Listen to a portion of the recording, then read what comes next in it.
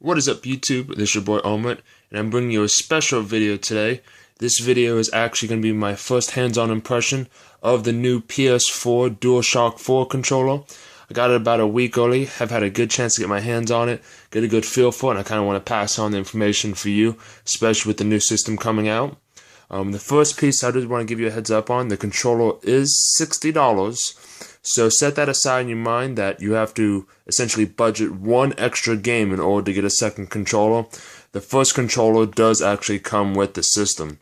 So we'll jump right in to the controller itself. And the first thing you notice is it is vastly bigger than PS controllers in the past. It does have really nice rubber grips along the back, which makes it easier to hold. They turned around and they did update the triggers and the bumpers. You could see right here before it had a more pronounced, it's a little bit easier to actually come and use them now.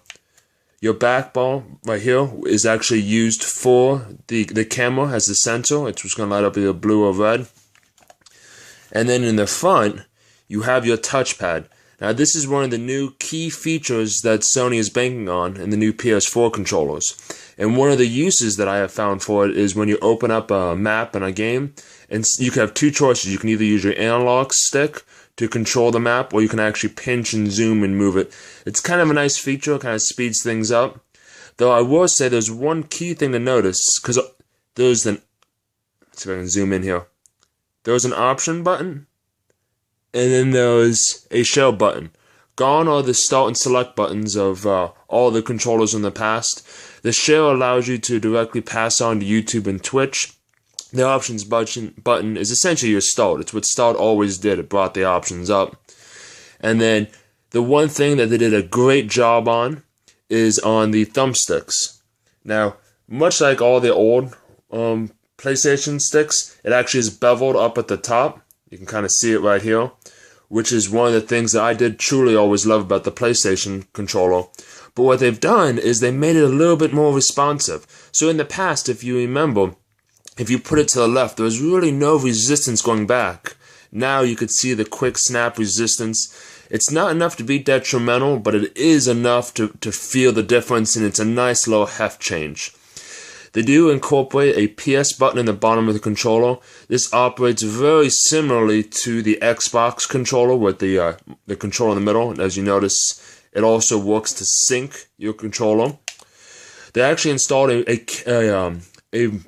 speaker in the dead center of the control, which is a nice little addition. And then you have your ports at the bottom for your headsets, as well as your mini USB connector in the back to charge your controller up or to play wired.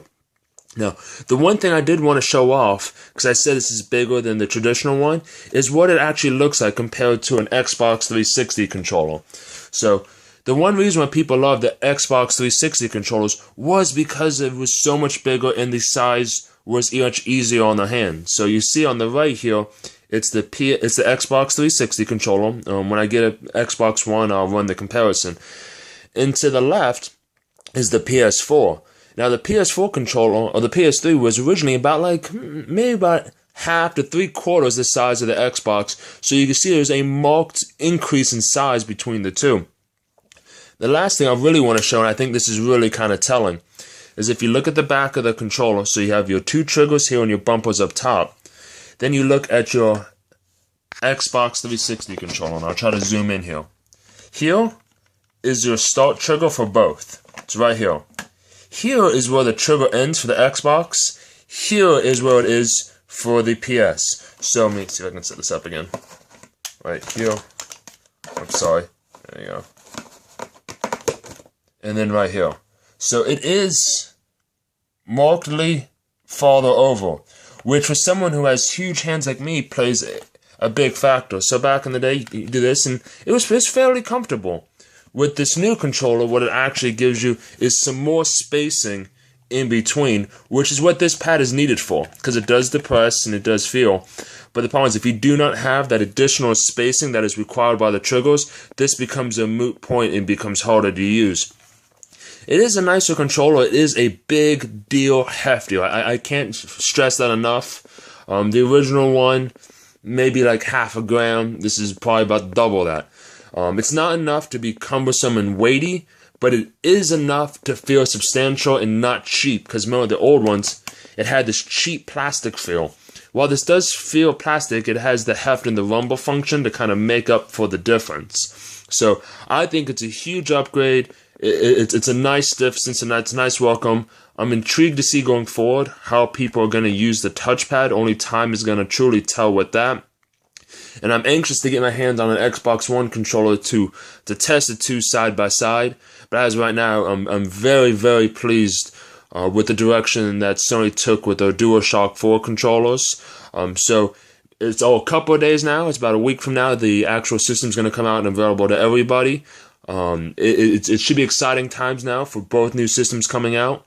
Hopefully you enjoyed this little hands-on demonstration and impression video of the PS4 controller.